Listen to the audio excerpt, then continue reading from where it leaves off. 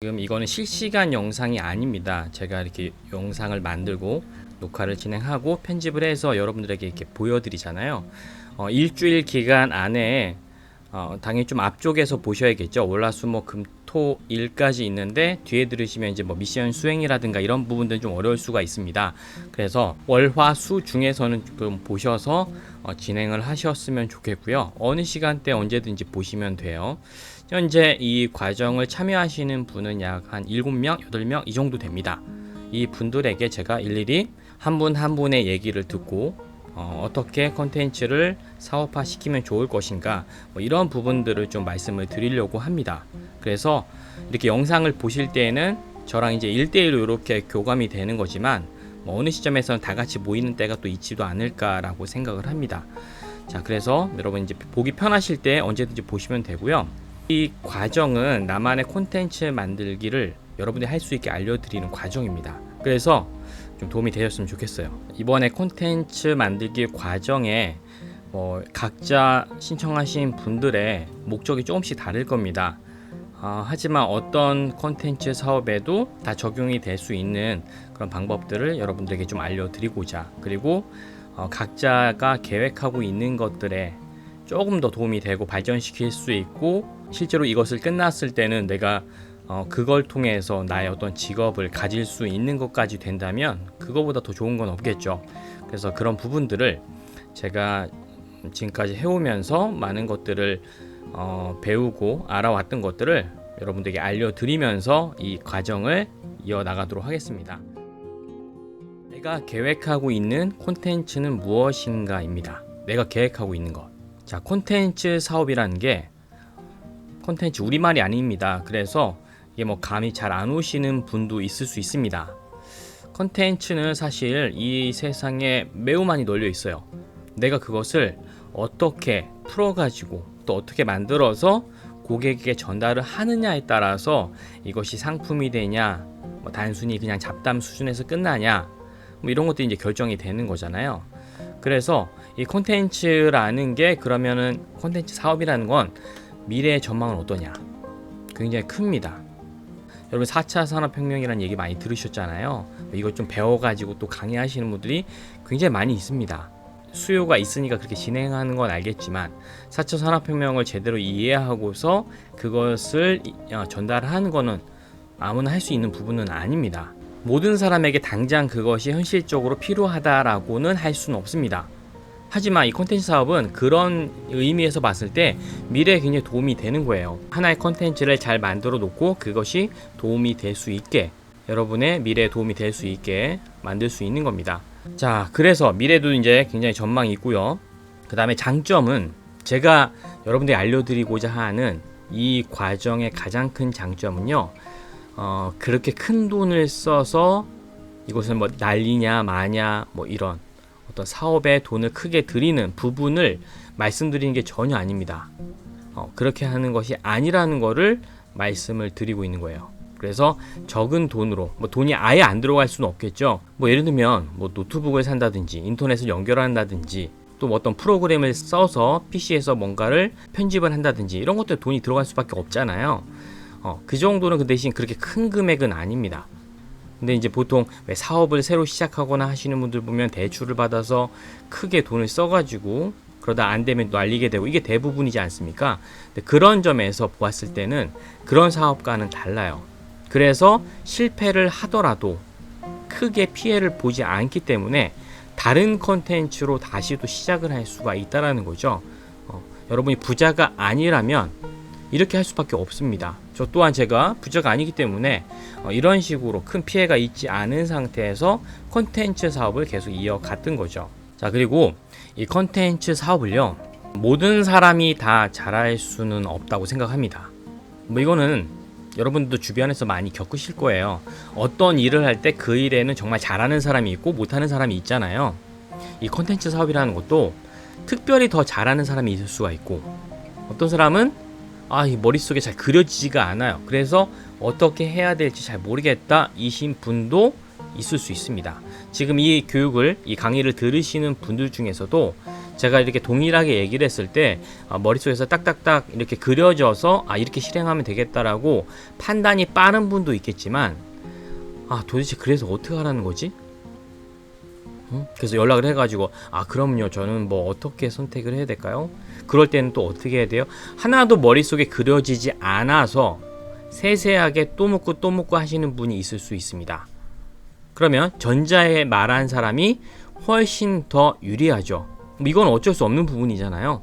그리고 후자이신 분은 과정이 다 끝나더라도 나는 뭐 어떻게 할지 모르겠다. 사실 그런 특징을 갖고 있는 분은 뭐 이 강의뿐만 아니라 다른 거를 할 때도 쉽게 머리에 그려지지 않는 어떤 그런 사람일 가능성이 큽니다. 이거는 뭐 비판을 할 것도 아니고 원래 그냥 그 사람의 특징이 그렇다는 걸 말씀을 드리는 거예요. 그래서 나는 그러면 이 부분이 약하다면 이건 어떻게 키울 것인가를 한번 좀 관련 지식들을, 관련 책들을 좀 보고서 이런 식으로 사람들이 하는구나라는 거를 조금 더 좀 도움을 받을 필요는 있습니다. 그리고 제가 중요하게 생각하는 부분이 이 콘텐츠 사업을 할 때요, 이 사업이 계속 이어져야 됩니다. 지속 가능하게 쭉 이어져야지만 이 콘텐츠 사업을 한 것에 의미가 있어요. 굉장히 많은 노력과 돈과 시간을 들여서 준비를 했는데 한 번 하고 끝난다면 너무나 아깝잖아요. 그런 식으로 하게 되면 이건 뭐 굉장히 노동 투입이 되는 사업일 수밖에 없습니다. 그럼 콘텐츠 사업이 아니죠. 콘텐츠 사업이라는 거는 하나의 콘텐츠를 가지고 계속적으로 이어나갈 수 있어야 되고요. 또 시간이 지나면 지날수록 내가 처음 시작했을 때부터 쌓아두었던 것들이 다 누적이 돼서 이유가 됐을 때 더 좋게 고객에게 전달이 되는 것이 가장 중요합니다. 그런 콘텐츠 사업, 그러니까 지속 가능한 콘텐츠 사업이 돼야 됩니다. 제가 올해 1월에 이 책을 하나 냈습니다. 제목이 지속 가능한 콘텐츠 사업가라고 하는 책인데요. 책이 좀 제가 낸 책 중에서는 좀 큰 편입니다. 그래서 요 책을 하나 썼는데 여기에 보면은 뭐 몇몇 분들의 그 콘텐츠 사업을 진행하고 있는 내용을 소개한 것도 있고요. 그거 외에는 제가 이 관련 이런 사업에 대해서 하고 싶은 말들을 쭉 쓴 겁니다. 그래서 목차에서 요 9번만 빼고 나머지가 이제 제가 하고 싶은 말들을 책에서 쓴 내용들이에요. 그래서 그런 지속 가능한 사업이 되기 위해서 어떻게 해야 되는가를 하고 싶었는데 그걸 한번 책으로 만들게 됐었고요. 이런 내용들이 조금 더 내가 좀 감이 어렵다면 한번 뭐 추천을 드리고 싶어서 한번 말씀을 드렸고, 이 과정은 사실 여러분 각자 개개인에 맞는 내용들을 좀 더 집중적으로 알려드리고자 하는 겁니다. 그래서 제가 미션을 드리면 그 미션을 통해 가지고 제가 또 보고서 그 다음에 이런 식으로 설명을 좀 드리면 좋겠다라고 참고를 해서 영상을 다시 또 제작을 하려고 하는 거예요. 그래서 저도 일주일마다 계속 영상을 제작을 하는 거기 때문에 미션 수행을 너무 늦게 넘기지 않았으면 좋겠습니다. 그렇다고 뭐 미션 어렵게 내진 않아요. 내가 생각한 콘텐츠 사업이라는 건 무엇일까? 이거를 먼저 좀 정의를 해볼게요. 자, 저는요, 제가 하는 사업은 저에 대해서 아시는 분도 있겠고 이번에 뭐 검색을 하다가 처음으로 알게 되신 분들이 있습니다. 자, 제가 하고 있는 사업은 흔히 얘기해서 저는 강사입니다. 그리고 뭐 책으로 보면 이제 저자고요. 또 출판을 하고 있으니까 출판사 대표라고 할 수가 있겠죠. 이게 이제 흔히 직업을 우리가 부르는 부분이에요. 당신 뭐 하세요? 하면 저 강의하고 있습니다. 이렇게 얘기하는 게 제일 편한 방식인데 사실 엄연히 얘기하면 이거는요, 저의 컨텐츠를 풀어내는 하나의 채널들인 거죠. 강의라는 방식을 통해서 수입을 얻고 있고, 책을 만들어서 책을 판매해서 수익을 얻고 있고, 그쵸? 그럼 저는 뭐예요? 저의 컨텐츠가 있는 거예요. 컨텐츠 사업가인 거죠. 근데 이제 이렇게 얘기하면 약간 추상적이잖아요. 그래서 이제 좀 뭐 강의하고 있습니다, 뭐 책을 쓰고 있습니다, 이렇게 얘기를 하는 거죠. 그러면 저는 어떤 컨텐츠를 가지고 있냐? 제가 주로 하는 강의는 디스크, 애니어그램, 교류 분석, 뭐 유대인과 하브루타, 이런 내용들을 저는 강의를 하고 있습니다. 이 컨텐츠가 있으니까 이걸 강의로 풀어내고 있는 거고요. 자, 이거에 해당하는 몇몇 개들은 제가 책을 냈어요. 가장 먼저 낸 책이 이 디스크 책입니다. 그리고 이 디스크는 지금 두 번째 책을 거의 다 썼어요. 거의 99.9% 썼습니다. 저의 목표는 다음 주에 인쇄가 들어가는 거예요. 자, 그리고 애니어그램도 이런 책을 하나 썼습니다. 애니어그램에 대해서 더 쓰고 싶은 내용들이 있어요. 그러면 이제 추가 책이 또 나오게 되겠죠. 자, 그 다음에 교류 분석은 정말 빨리 쓰고 싶습니다. 교류 분석에 대해서 나온 책들이 있는데 제가 보기에도 너무나 만족스럽지 못해요. 그래서 제가 쓰고 싶은 책을 쓴다면 정말 반응이 좋을 거라고 저 스스로도 확신을 하고 있는 이 분야입니다. 그리고 유대인과 하브르타. 자, 하브르타에 대해서 한국에서 굉장히 왜곡되게 가르치고 있습니다. 어떻게 가르치고 있냐면 유대인들이 자신 스스로를 미화시키고 있는데 미화시키는 그대로를 해주고 있습니다. 정확하지 않아요. 그래서 이 부분에 대해서 제가 얘기를 책으로 또 내고 싶어요. 교육되는 설명을 드리고 있고, 그래서 저는 블로그를 통해서 저한테 한국에서 이렇게 하브르타를 강의하시는 분이 있네요 하고서 만나자고 하시는 분들도 있었습니다. 미팅을 해서 본인 미국에서 유대인들과 같이 일했던 사람이고 사업을 했었던 사람이고 또 하브르타에 대해서 그들에게 배웠던 사람인데 한국에서 어떻게 이 내용을 가지고 이렇게 하시는 분이 있는지, 자기도 사실은 그게 맞다고 생각을 하고 있고 다 거짓말을 하고 있는데 이런 경우도 있었습니다. 그러면 이런 경우도 저에게는 이미 하고 있는 사람들과 다른 독특한 차별성이 있는, 하지만 제가 보기에는 정확한 내용을 전달하고자 하는 거잖아요. 이게 이제 콘텐츠 사업인 거죠. 저는 이거를 강의, 책을 통해서 이 사업을 진행을 하고 있습니다. 자, 그리고 저에게 혹시 그거 말고 다른 것도 또 준비하고 있는 게 있습니까? 라고 물어본다면 되게 많아요. 되게 많은데 다 하지 못하고 있을 뿐입니다. 시간이 없어요. 그리고 이게 좀 여러분들에게 할 얘기는 아니지만, 왜냐면 저보다 연세가 더 많으신 분들이 많이 계십니다. 나이를 먹어감에 따라서 이제는 저녁 시간 이후가 되면 피곤해요. 피곤해서 일을 못 하겠어요. 집에 아이들이 있어서 어차피 할 수도 없지만 예전만큼의 열정이 있지는 않은 것 같아요. 피곤해서 그런 것 같아요. 예전 같으면 가방을 매가지고 근처에 카페나 어디를 가서라도 계속 할 텐데 지금 피곤해서 못 하겠습니다. 근데 제가 이 얘기 드리는 이유가 넋두리를 하고자 하는 게 아니라 여러분들도 동일하게 이 생각 하셔야 됩니다. 뭔가 나의 여건 안에서 내가 할 수 있어야 되잖아요. 그것이 되게 중요해요. 그러면 제가 또 준비하고 있는 게 뭐가 있냐면, 저는 자녀 교육에 대한 부분도 있습니다. 자녀 교육. 자녀가 있다 보니까 관심을 갖게 된 거겠죠. 그리고 제가 미리 약간의 좀 결과적인 부분을 말씀드리면, 저희 첫째가 초등학교 3학년입니다. 둘째는 4살이에요. 좀 이렇게 그 사이가 나이 차이가 커요. 괜찮은 것 같아요, 저는. 근데 이 첫째에 대해서 좀 말씀드리면, 저는 개인적으로 교육관이 학원을 보내서 치열하게 공부를 시키고 그런 어떤 한국 사회에서의 전통적인 그 학부모들의 교육관 있잖아요. 저 이거 되게 싫어합니다. 그리고 싫어하는 이유는 그게 아니라는 생각 때문에 그래요. 미래에 그게 도움이 되지 않는다라는 생각 때문에. 미래에 도움이 되지 않는다라고 생각하는 이유는 저 나름대로 저도 학창시절 때 성실하게 모범생으로 학교 생활을 했는데 아무런 의미가 없다는 걸 제가 알게 돼서 이거를 제 자식에게 강요할 이유가 없는 거죠. 물론 이것 때문에 아내랑 저랑 교육관의 차이가 있어요. 그래서 저는 아이를 설득시키는 것보다 아내를 더 설득시켜야 돼요. 그래서 저희 집에서는 교육관에 대해서는 제가 이제 약간 더 주도권이 있는데, 그래서 저희 아이는, 첫째는 뭐만 하냐면 지금 일주일에 한 번 학교 수업하고 있는 거, 온라인으로 하고 있는 거 하나 있고요. 그거 외에는 그 아이스크림이라고 아세요? 이렇게 태블릿 비슷하게 생긴 게 하나 와서 집에서 그거 하는 거, 요렇게 2개밖에 없어요. 그 외에 다른 학원을 보내는 것도 없습니다. 전에는 태권도나 수영도 잠깐 다니긴 했었는데, 제가 막 어렸을 때 넌 이거 반드시 해야 돼, 약간 이런 스타일은 저는 아닙니다. 저는 약간 뭘 더 좋아하냐면 아이에게 충분히 동기부여를 하는 게 제일 중요하다고 생각을 해요.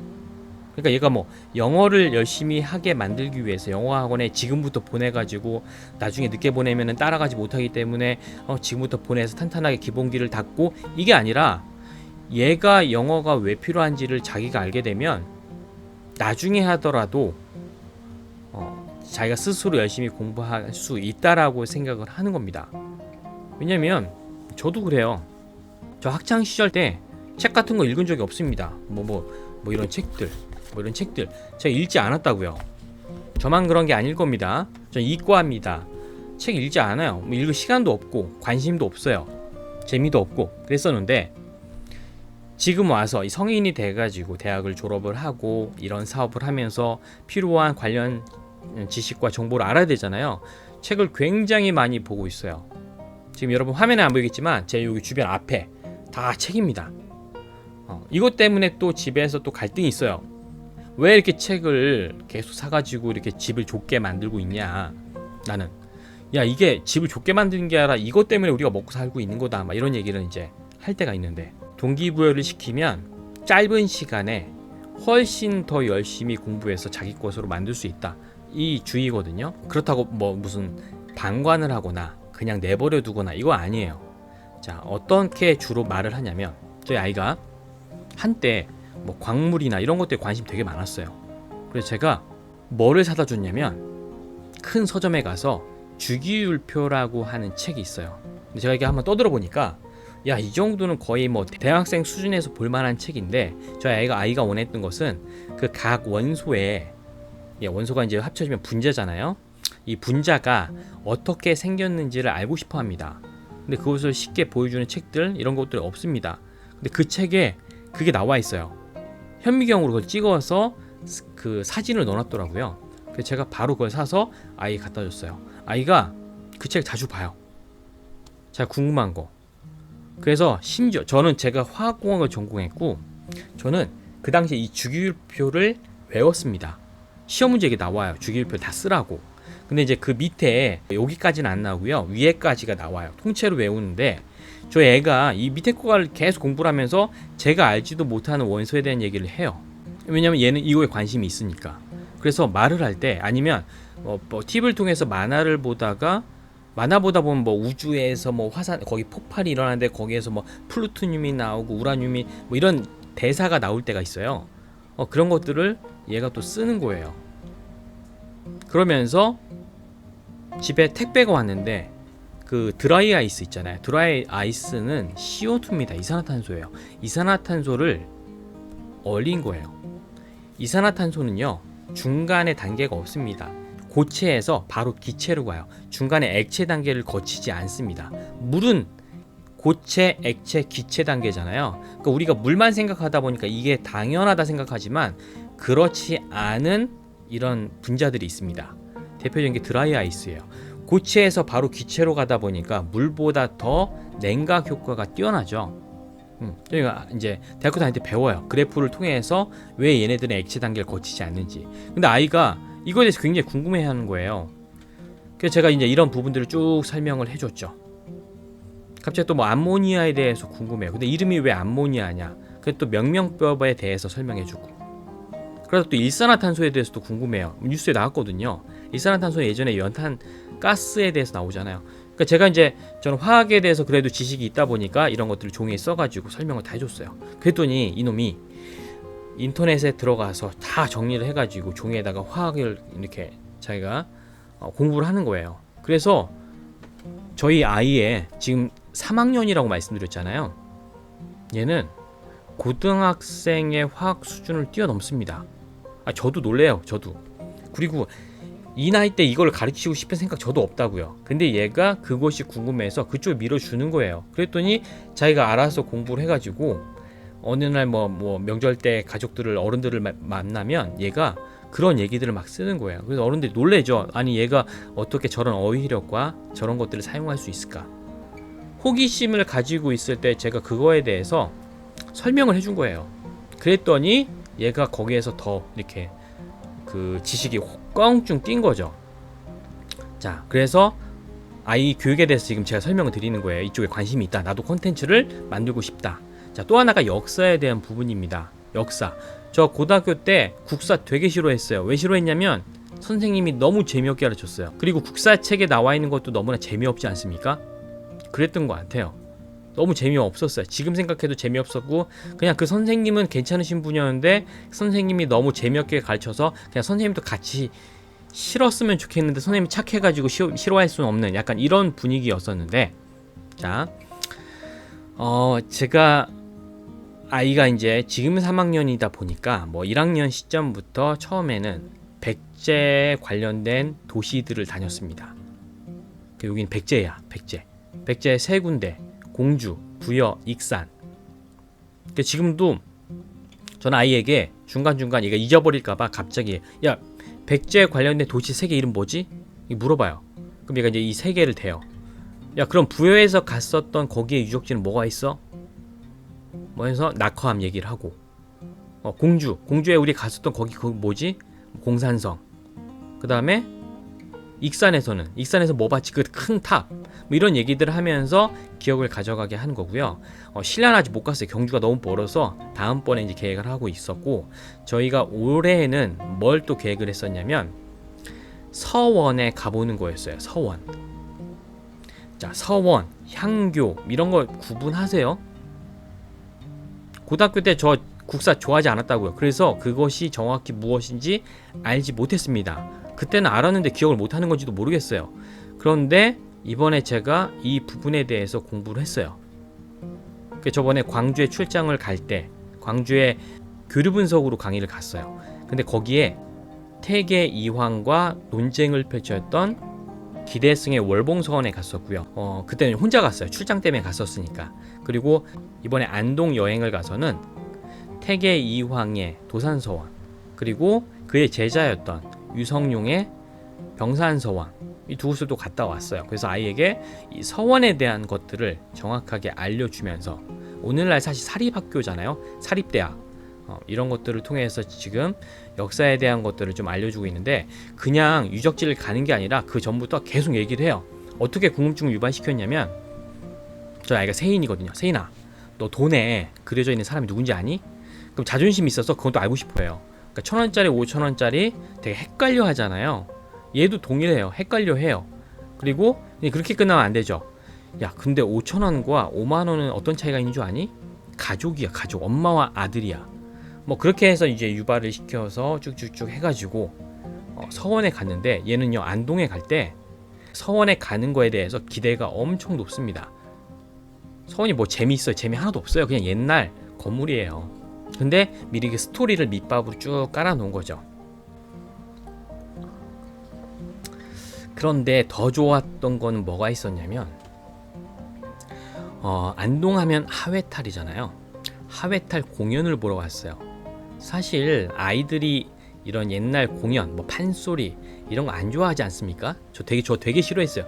너무나 재미없고 지루하고. 그런데 여기를 갔어요. 약 1시간 동안의 공연입니다. 애가 분명히 또 중간에 그냥 가자고 하면 어떡하지? 라는 생각을 당연히 했는데 애가 그 공연을 끝나고 차로 이동하면서도 계속 이번 난 저 탈 공연이 너무나 재밌었고 거기에 완전히 푹 빠진 거예요. 얘가 이렇게 특이한 애는 아닌데.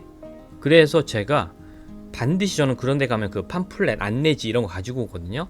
그걸 다 읽어봤어요. 집에 와서 봤더니 거기에 있는 어떤 전설과 이야기와 저 탈에 어떤 탈은 왜 턱이 없는지 그 이야기가 쭉 나와 있어서 그거에 대한 설명을 쭉 해줬습니다. 애가 그러니까 어떻게 돼요? 이 지식들이 짝짝짝짝 연결이 되는 거죠. 연결이 되는 거예요. 그렇다 보니까 집에 와서 얘가 또 하는 게 역사를 이렇게 연결해가지고 자기가 막 작성을 해요. 그리고 현재는 그래서 그 뭐 이황과 유성룡 그 당시의 왕이 선조였는데 선조하면 또 이순신 이게 다 어떻게 연결되어 있는지를 자기가 막 고민을 하고 공부를 해가지고 정리를 하는 겁니다. 학원에 보낸 게 하나도 없는데 학원에서 뭐 이런 내용을 가르쳐 주지 않는 것 같아요. 제가 다녔을 때도 이런 교육은 없었습니다. 근데 저희 아이가 이렇게 교육을 하고 있으니까 제 입장에서 되게 뿌듯하고 아내도 이제 더 이상 뭐라고 안 하는 것 같아요. 오히려 부담을 갖습니다. 왜냐하면 이런 것들을 해주려면 부모가 어느 정도의 지식을 알고 있어야 되잖아요. 그래서 저는 계속 역사에 대한 책도 사서 보고 공부를 하고 있어요. 사실은 근데 이때 중요한 거는 내가 내 스스로가 재밌어야 됩니다. 저도 제 자신이 재밌어서 하는 거지 애한테 알려주기 위해서 억지로 해가지고 이런 건 아니에요. 그렇게 하다 보니까 저의 지식도 늘고 있고 아이와 이것이 대화가 되고 그 다음에 여행 계획이 짜여지고 여행에 갔다 왔을 때 그 지식의 양은 더 월등하게 또 늘어나게 되고 이런 부분들이 있는 거죠. 그래서 저는 이 자식 교육을 하면서 사실은 아내 교육을 더 하게 되는 것 같아요. 아내는 이제 뭐 미술을 전공해서 이런 쪽에 좀 잘 모릅니다. 근데 뭐 아내만 모르는 게 아니라 우리나라 성인들 대부분이 많이 모르고 있어요. 저는 더 중요한 게 뭐냐면 알고 모르는 거는요, 그거에 대해서 내가 알고자 하는 열정이 있으면 당연히 알게 된다고 생각을 하거든요. 아이 교육을 할 때 저는 이 부분을 하고 싶은 겁니다. 그래서 이거에 대한 콘텐츠를 준비하고 있어요. 언제가 될지는 모르겠어요. 왜냐면 지금 하고 있는 일도 너무나 바쁩니다. 근데 저는 이거를 준비를 해서 가족 간의 어떤 관계도 되게 좋아지고요. 돈도 많이 안 쓰게 되고, 그리고 집에서 그런 것들을 어느 정도 책임을 져야 되지 이걸 학원에 보내서 그러니까 떠넘기는 거잖아요. 이거는 저는 아니라고 생각이 듭니다. 그래서 이런 자녀 교육에 대한 콘텐츠를 준비하고 있다고 말씀을 드리는 거예요. 괜찮지 않습니까? 제가 하고 있는 콘텐츠에 대해서 설명을 하고 있는 거예요. 하고 있는 거, 준비하고 있는 거. 그 다음에 또 뭐가 있냐면 그 외에도 되게 많아요. 관심 있는 게 되게 많아서. 자, 그런 것들은 이제 나중에 차차 또 어느 정도 모양새가 됐을 때 제가 이제 풀어 놓도록 하겠습니다. 자, 그래서 제가 지금 여러분에게 드릴 미션이 있습니다. 여러분들에게 드릴 미션은 제가 지금 영상으로 이렇게 보여드렸잖아요. 당신은 어떤 콘텐츠를 준비하고 있습니까? 라고 했을 때 저는 좀 전에 한 것처럼 이렇게 설명을 드릴 것 같아요. 지금 이러이러한 콘텐츠들을 강의와 출판을 통해서 풀어내고 있고요. 그리고 그걸 한지 한 10년 정도 됐습니다. 15년 정도 됐습니다. 이 중에서 현재 이게 가장 좀 잘 되고 있고 이런 것들은 조금 더 보완이 좀 필요한 것 같아요. 그 다음에 새롭게 이제 이런 것도 또 준비하고 있는데 이런 걸 하는 이유는 제가 그냥 하고 싶어요. 관심이 있습니다. 아니면 이러이러한 계기 때문에 아무도 안 하고 있는데 이런 것을 했을 때 제가 거의 최초가 되지 않을까 이런 장점들이 있는 것 같아요. 라고 내가 하고 있는 컨텐츠에 대해서 설명할 수가 있잖아요. 그죠? 여러분이 현재 하고 있는 거나 계획하고 있는 게 있다면 이렇게 하나 제가 설명드린 것처럼 동일하게 비슷하게 준비를 해주시는 거고요. 또 하나는 나는 그런 게 전혀 없다 이신 분은요, 그러면 새롭게 생각을 하셔야 되잖아요. 없으니까. 근데 제가 여러분들이 뭘 잘하는지 어떤 특징이 있는지 이거 알지 못하잖아요. 그래서 자신에 대해서 그럼 좀 어필을 해야 됩니다. 제가 뭘 잘하는지 어떤 부분을 잘하는지를 좀 알려주셔야 돼요. 그거는 굉장히 사소한 것도 다 가능합니다. 예를 들면 김치를 잘 담근다든지 손재주가 좋아서 바느질을 잘한다든지 식물을 잘 키운다든지 손그림을 잘 그린다든지 또 뭐가 있을까요? 노래를 잘하거나 또 뭐가 있나요? 청소를 잘한다거나 정리를 잘한다. 굉장히 많지 않습니까? 사소한 것도 괜찮아요. 자, 이런 부분에 대해서 여러분이 그 계획을 종이에 하나 작성을 하세요. 작성을 하는 거는 저에게 보여주기 위해서 작성을 하는 겁니다. 그러니까 그냥 막 쓰지 말고 보는 사람이 알아볼 수 있게 좀 작성을 하고요. 그거를 제가 이렇게 한 것처럼 영상을 하나 찍어주세요. 왜냐하면 여러분이 말하는 거를 좀 들어서 제가 조금 더 감을 잘 잡기 위해서 하는 거고, 여러분이 종이를 작성을 해가지고 말을 해보면 더 정리가 되실 겁니다. 되게 중요한 거예요. 이거 귀찮다고 생각하시면 안 돼요. 반드시 하셔야 됩니다. 스스로가 정리를 해보는 것이 필요합니다. 자, 종이로 작성해서 저처럼 영상으로 만드는 건데 핸드폰으로 그냥 찍으셔도 돼요. 조용한 곳에서 핸드폰으로 찍어서 보내주시면 돼요. 당연히 여러분이 말하는 사람의 모습은 나와야 됩니다. 자, 저는 이 영상을 보내주시면 종이와 영상은 쓰신 것과 영상은 절대로 유출하거나 다른 사람이 보여주지 않습니다. 네, 보고서 삭제할 겁니다. 그래서 걱정하지 않으셔도 돼요. 그거는 제가 지켜드린 약속이고, 저는 왜 보냐면 무엇을 하시는 게 이분에게 제일 좋을지 그런 코멘트를 하기 위해서 이 미션을 드리는 겁니다. 그래서 꼭 미션을 보내주셔야 되고요. 언제까지냐면 제가 항상 월요일날 영상을 그 다음 계획을 전달을 해드리기 때문에 토요일까지는 해 주셔야 됩니다. 이해되시죠? 자, 그러면 첫 번째 내용은 여기서 마치도록 하겠습니다. 다음 주에 뵙도록 하겠습니다.